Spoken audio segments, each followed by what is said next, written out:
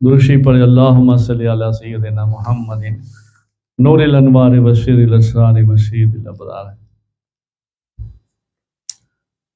صلح حدیبیہ میں بطور گواہ دستخط کیے گئے۔ حضرت سیدنا فاروق اعظم رضی اللہ تعالیٰ عنہ صلح حدیبیہ کے بعد رسول اللہ صلی اللہ علیہ وسلم کی خدمت میں حاضر ہوئے اور عرض کیا، یا رسول اللہ صلی اللہ علیہ وسلم، کیا آپ صلی اللہ علیہ وسلم سچے نبی نہیں؟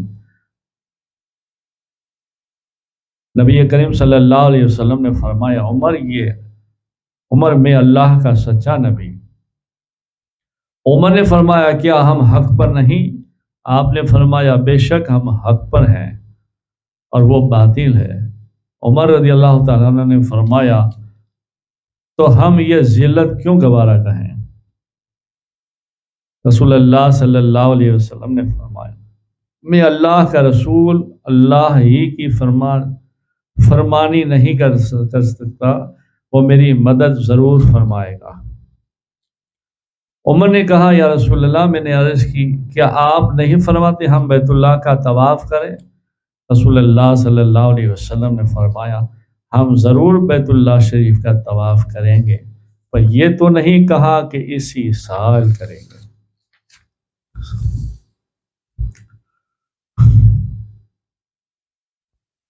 پھر عمر نے کہا، بے شک آپ اللہ کے رسول ہیں۔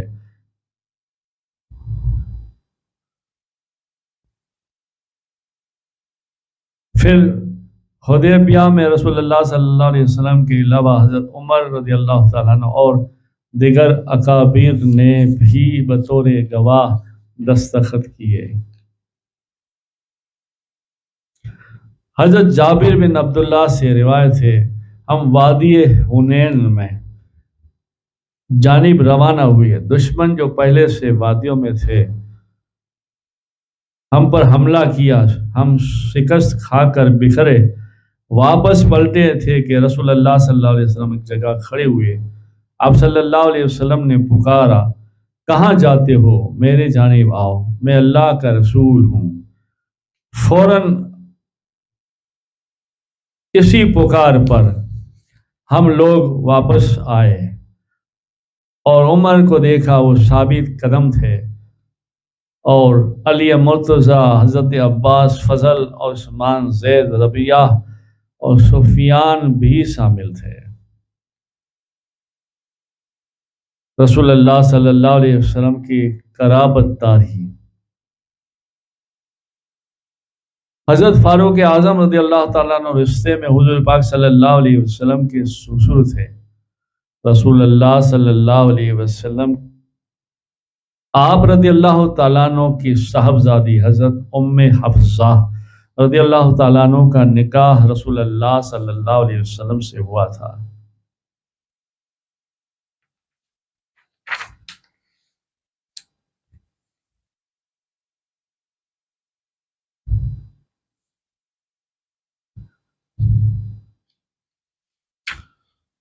امہات المومنین عائشہ صدیقہ رضی اللہ تعالیٰ عنہ سے مروی ہے، جب رسول اللہ صلی اللہ علیہ وسلم کا وصال ہوا تو لوگ ہجوم کی صورت میں جمع ہوئے اور رونے کی آواز بلند ہونے لگی۔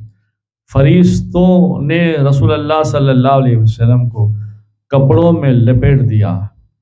حضور نبی کریم صلی اللہ علیہ وسلم کے وصال مبارک کے مطابق لوگوں میں اختلاف ہو گیا۔ بعض رسول اللہ صلی اللہ علیہ وسلم کی موت کو جھٹلاتے تھے، بعض گونگے ہو گئے، بعض طویل مدت تک خاموش رہے، کسی نے بولنا نہ شروع کیا، اور عمر کی یہ حالت تھی کہ لوگوں میں تلوار چلاتے تھے اور کہتے تھے، خبردار۔ کسی نے کہا کہ رسول اللہ صلی اللہ علیہ وسلم کی موت ہو گئی۔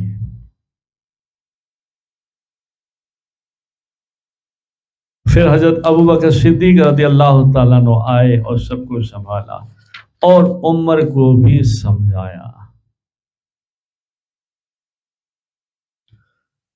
مدینہ منورہ میں منافق کا ایک گروہ ظاہر مسلمان تھا، ظاہر میں مسلمان تھا، حقیقت میں اسلام کے خلاف سازشیں کرتا رہتا تھا۔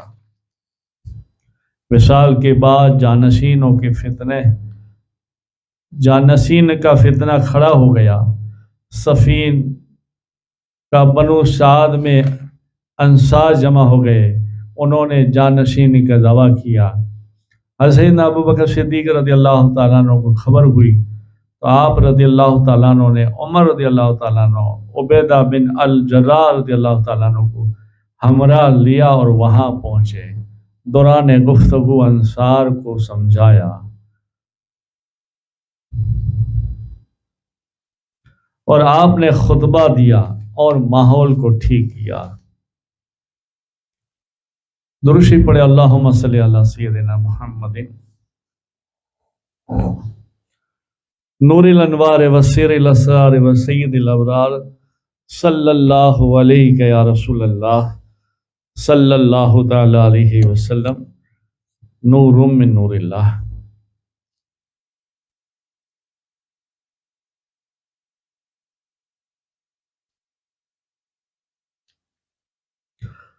پھر فاروق اعظم رضی اللہ تعالیٰ عنہ کی خلافت پر قائم ہوئے، بعد کسی کا کوئی وظیفہ تنخواہ نہ لیتے خلیفہ بن گئے اور کام شروع ہوا۔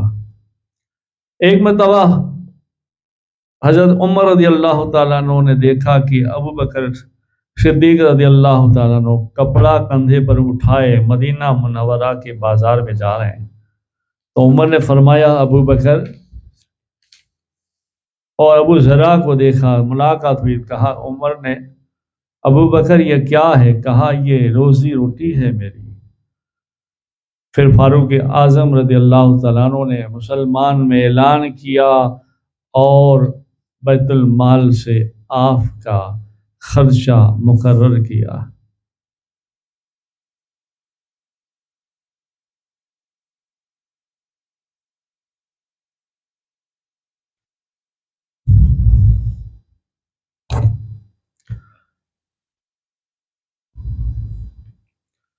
حضرت عمر رضی اللہ تعالیٰ عنہ کی زبان اور دل پر حق جاری کر دیا۔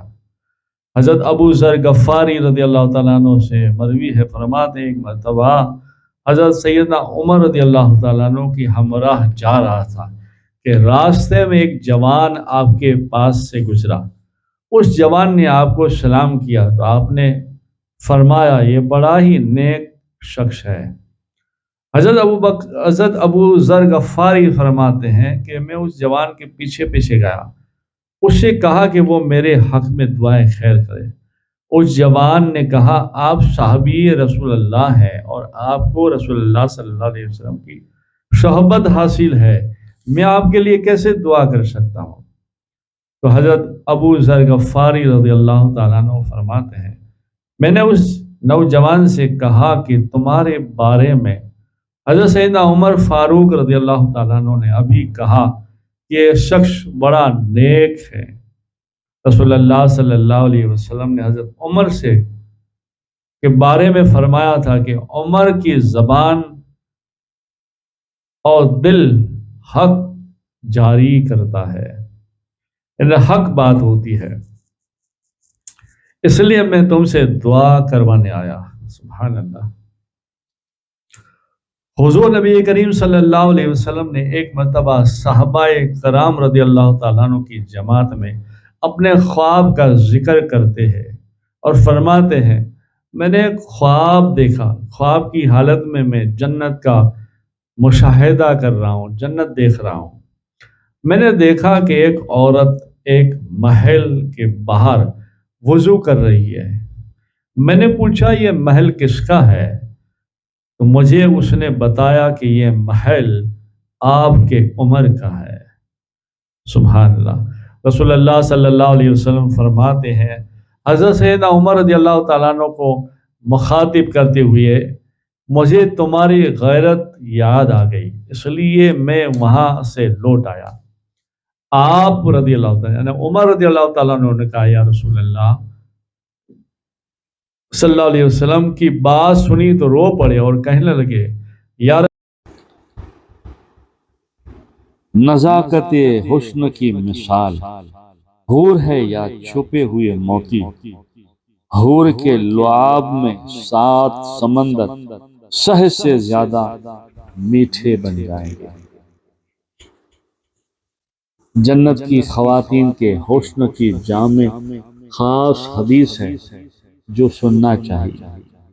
ساری دنیا روشن اور معتبر ہو جائے گی۔